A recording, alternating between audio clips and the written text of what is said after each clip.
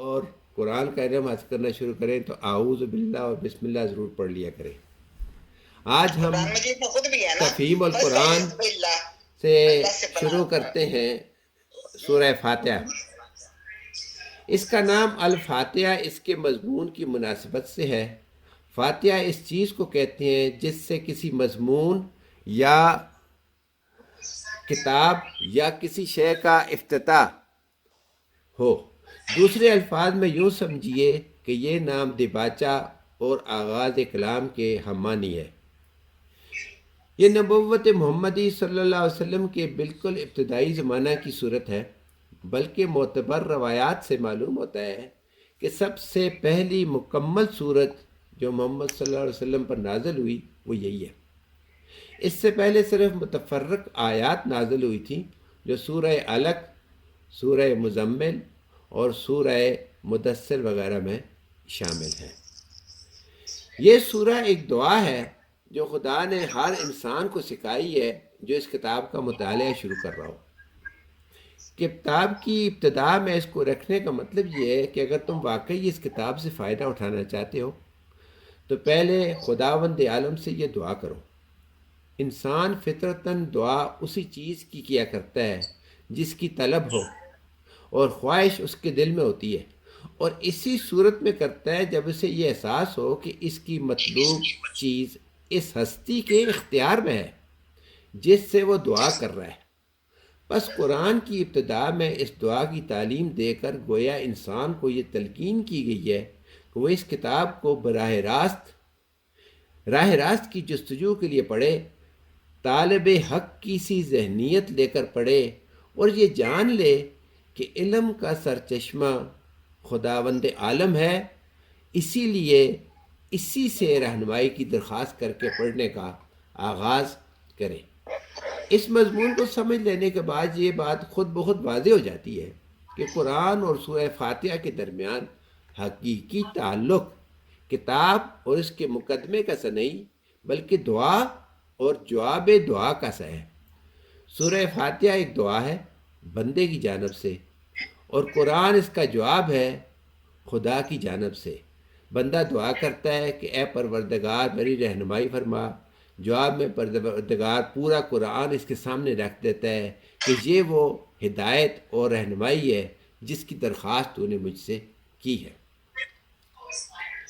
بسم اللہ الرحمن الرحیم، الحمد للہ رب العالمین، الرحمن الرحیم، مالک یوم الدین، ایاک نعبد و ایاک نستعین، اہدنا الصراط المستقیم، صراط الذین انعمت علیہم غیر المغضوب علیہم ولا الضالین۔ اللہ کے نام سے جو رحمان اور رحیم ہے۔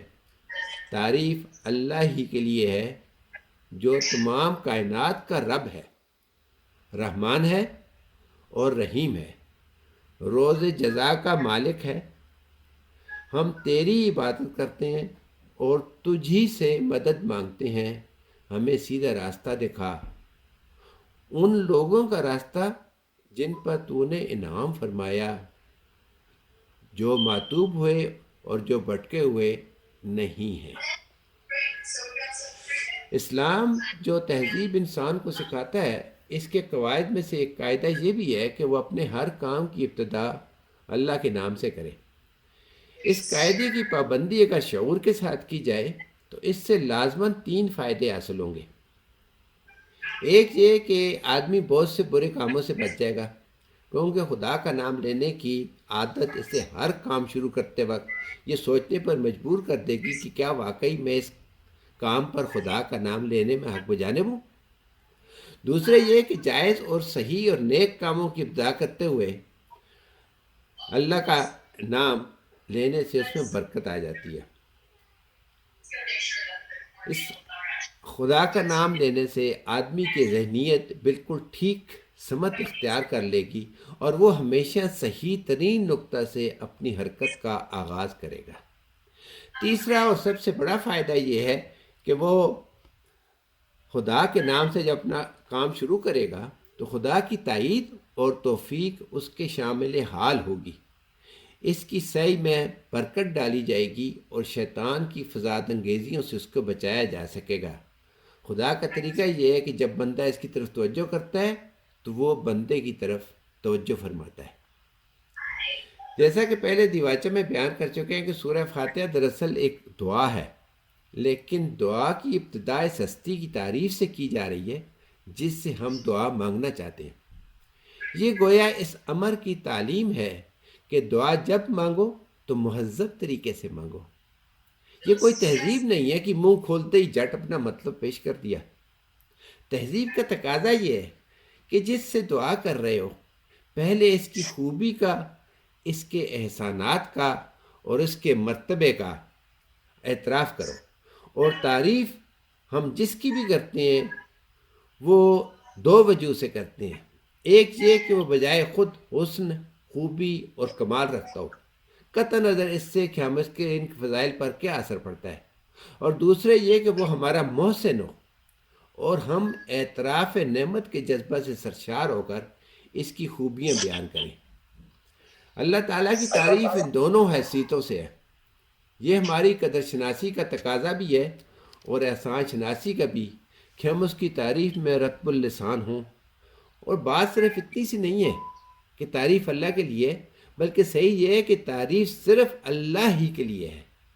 یہ بات کہہ کر ایک بڑی حقیقت پر سے پردہ اٹھایا گیا ہے، اور وہ حقیقت ایسی ہے کہ جس کی پہلی ہی ضرب سے مخلوق پرستی کی جڑ کٹ جاتی ہے۔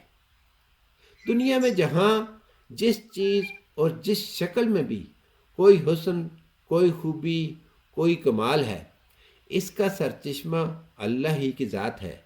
کسی انسان، کسی فرشتے، کسی دیوتا، کسی سیارے، غرض کسی مخلوق کا کمال بھی ذاتی نہیں ہے بلکہ اللہ کا عطیہ ہے۔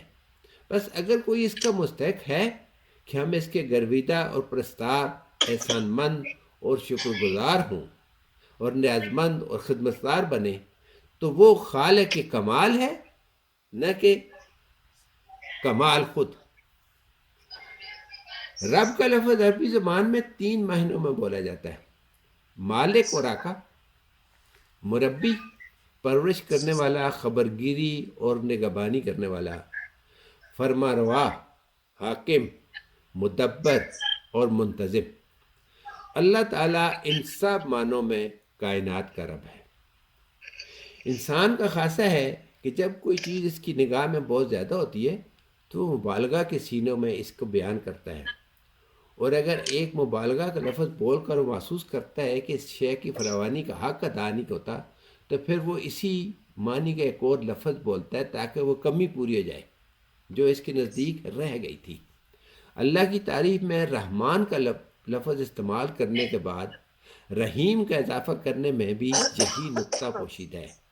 رحمان عربی زبان میں بڑے مبالغہ کا صیغہ ہے، لیکن اللہ کی رحمت اور مہربانی اپنی مخلوق پر اتنی زیادہ اور اس قدر وسیع ہے اور ایسی بے حد و حساب ہے کہ اس کے بیان میں بڑے سے بڑا مبالغہ کا لفظ بول کر بھی جی نہیں بھرتا۔ اس لیے اس کی فراوانی کا حق ادا کرنے کے لیے ہم رحیم کا لفظ مزید استعمال کیا جائے۔ اس کی مثال ایسے ہی ہے جیسے ہم کسی شخص کی فیاضی کے بیان میں سخی کا لفظ بول کر جب تشنگی محسوس کرتے ہیں تو اس پر داتا کا اضافہ کر دیتے ہیں۔ رنگ کی تعریف میں جب گورے کا کافی نہیں پاتے تو اس پر چٹے کا اضافہ کر دیتے ہیں۔ اسی طرح لمبا کہنے سے سلج نہیں ہوتا تو تڑنگا بھی کہہ دیتے ہیں۔ یہ اس کے بعد ہے کہ مالک یوم الدین، اس دن کا مالک جب تمام اگلی پچھلی نسلوں کو جمع کر کے ان کے کارنامہ زندگی کا حساب لیا جائے گا اور ہر انسان کو اس کے عمل کا پورا صلہ ملے گا۔ اللہ کی تعریف میں رحمان اور رحیم کہنے کے بعد مالک روز جزا کہنے سے یہ بات نکلتی ہے کہ وہ نرا مہربان ہی نہیں بلکہ منصف بھی ہے، اور منصف بھی ایسا بااختیار منصف کہ آخری فیصلے کے روز وہی اقتدار کا مالک ہوگا، نہ اس کی سزا میں کوئی مزاحم ہو سکے گا نہ جزا میں مانع۔ لہذا ہم اس کی ربوبیت اور رحمت کی بنا پر اس سے محبت ہی نہیں کرتے بلکہ اس کے انصاف کی بنا پر اس سے ڈرتے بھی ہیں اور یہ احساس بھی رکھتے ہیں کہ ہمارے انجام کی بھلائی اور برائی بالکل یا اس کے اختیار میں ہے۔ عبادت کا لفظ بھی عربی زبان میں 3 معنوں میں استعمال ہوتا ہے: پوجا اور پرستش، اطاعت اور فرمانبرداری، بندگی اور غلامی۔ اس مقام پر تینوں معنی بیک وقت مراد ہیں، یعنی ہم تیرے پرستار بھی ہیں، مطیع و فرمان بھی ہیں، بندہ و غلام بھی ہیں، اور بات صرف اتنی نہیں کہ ہم تیرے ساتھ یہ تعلق رکھتے ہیں، بلکہ حقیقت یہ ہے کہ ہمارا یہ تعلق صرف تیرے ہی ساتھ ہے، اور ان تینوں معنوں میں سے کسی معنی میں بھی کوئی دوسرا ہمارا معبود نہیں ہے۔ یعنی تیرے ساتھ ہمارا تعلق محض عبادت کا ہی نہیں بلکہ استعانت اور تعلق کا بھی ہے۔ ایاک نعبد و ایاک نستعین، ہم تیرے ساتھ رکھتے ہیں، اور ہمیں معلوم ہے کہ ساری کائنات کا رب تو ہی ہے، اور ساری طاقتیں تیرے ہی ہاتھ میں، اور ساری نعمتوں کا تو ہی اکیلا مالک ہے۔ اس لیے اپنی حاجتوں کی طلب میں تیری طرف ہی رجوع کرتے ہیں، تیرے ہی آگے ہمارا ہاتھ پھیلتا ہے، اور تیری مدد پر ہمارا اعتماد ہے۔ اسی بنا پر ہم اپنی درخواست لے کر تیری خدمت میں حاضر ہوئے ہیں۔ زندگی کے ہر شعبہ میں خیال اور عمل کا بتاؤ وہ طریقہ ہمیں بتا جو بالکل صحیح ہو، اور جس میں غلط بینی، غلط کاری اور بدانجامی کا خطرہ نہ ہو، جس پر چل کر ہم سچی فلاح سعادت حاصل کر سکیں۔ یہ ہے وہ درخواست جو قرآن شروع کرتے ہوئے بندہ اپنے اللہ کے حضور پیش کرتا ہے۔ اس کی گزارش یہ ہے کہ آپ ہماری رہنمائی فرمائیں، ہمیں بتائیں کہ قیاسی فلسفوں کی اس بھول بھلیوں میں حقیقت نفس الامری کیا ہے، اخلاق کے ان مختلف نظریات میں صحیح نظام اخلاق کون سا ہے، زندگی کی ان بے شمار پگڈنڈیوں کے درمیان فکر و عمل کی سیدھی اور صاف شاہراہ کون سی ہے۔